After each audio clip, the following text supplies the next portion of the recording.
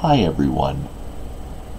I want to spend the next few minutes talking about maintaining your living space while managing your physical disability. What comes to my mind from my experience is the hotel model of cleaning. What I mean by this is you taking on the responsibility to do your utmost in keeping your home clean in your day-to-day life, and then ask for help deep cleaning every third month. What I mean by this is if you're confident and have some mobility, even if it means using a power wheelchair, I believe that you're able to find strategies to overcome your physical limits in the day-to-day existence, and only being required to have help about every third month to reach where you can't yourself.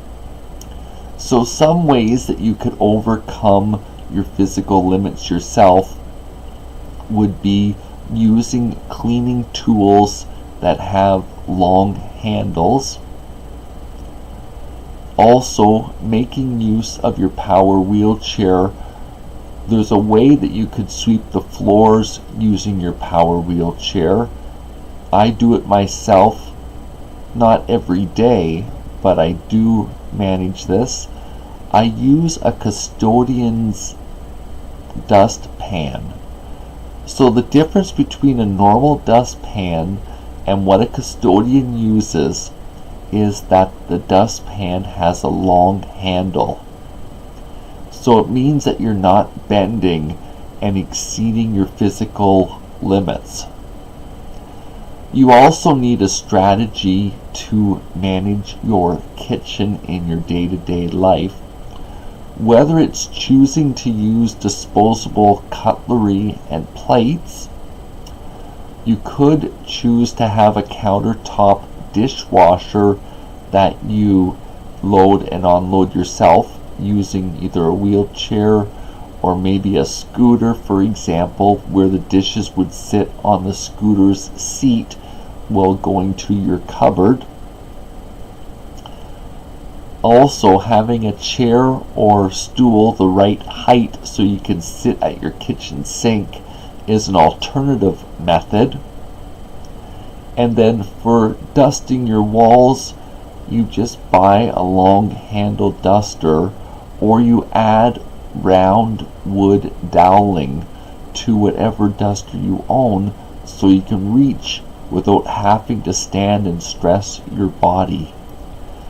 What I've found is that people are willing to help me when they see that I'm doing my utmost to help myself.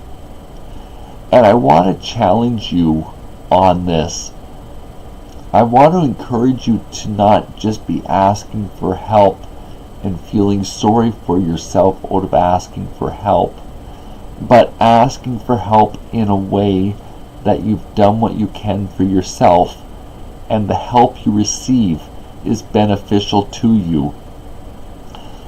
For me, what I can do in an hour of deep cleaning my home would take someone, maybe 10 minutes. It's a huge effort for me to get the corners and the walls. So I'm willing to ask someone to do this for me, just because doing so myself would be debilitating me.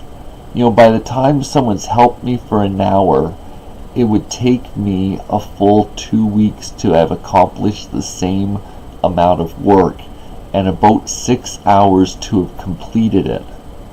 So it's not practical for me to be doing the deep cleaning.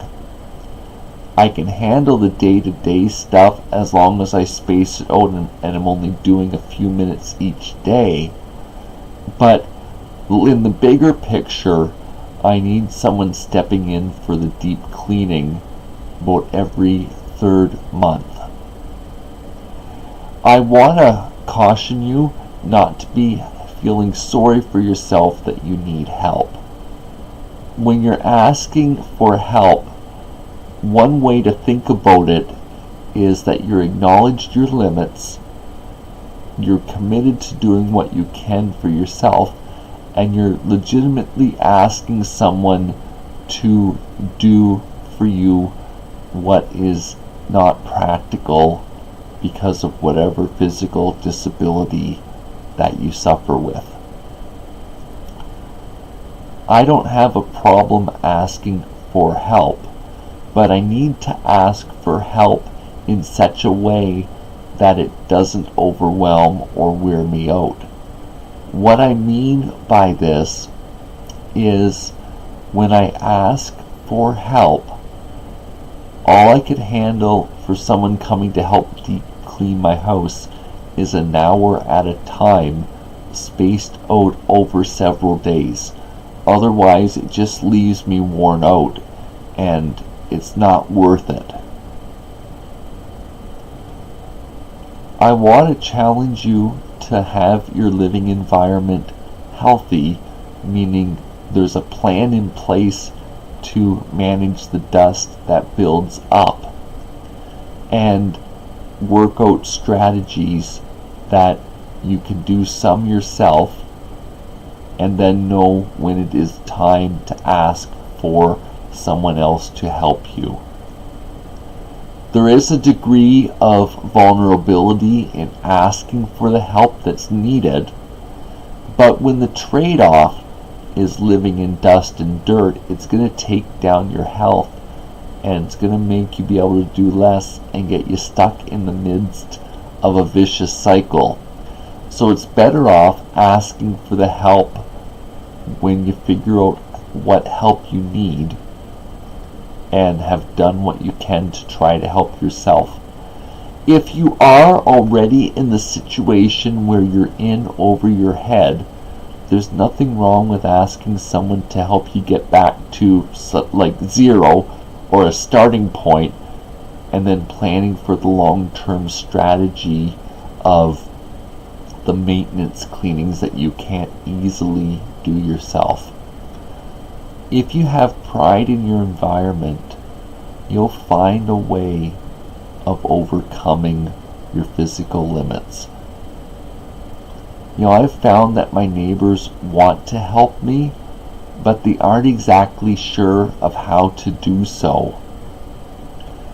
This is why I talk about doing for yourself and then asking someone to help you where you've done as much as is possible.